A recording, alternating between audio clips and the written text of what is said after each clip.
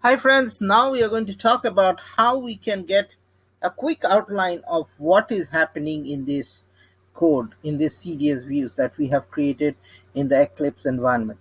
Okay, so how we can get a quick outline. So you just need to go, you have written the code, okay, and you click on this right click, okay, with the mouse, and here you go to quick outline, okay.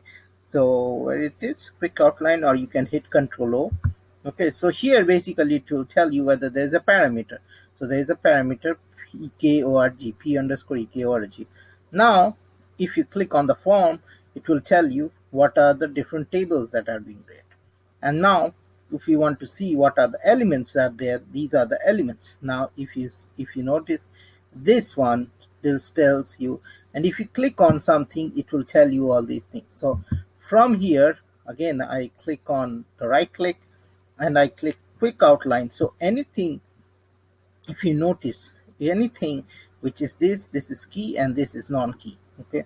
And if you want to see the where clause, okay, you can see the where clause here. It will highlight you the where clause, okay. And then if you want to see the group by class, it will highlight you all these places, okay. This is very neat. I like it. And also, if you don't want to see further and if you want to see the graphics view, which I have shared separately before, I will also share here. You can go to here, you go to open with, and you click on the graphic editor. I love this feature where you get all these things with the graphics things, and you can just paste it in your technical document or keep it to understand what is there. Okay, so that's it. Stay tuned to my SAP channel and happy SAP learning. And if you like it, share and subscribe to it, because there is every day new learning coming on your way, and it's fun always learning new stuff. Thank you and have a great day.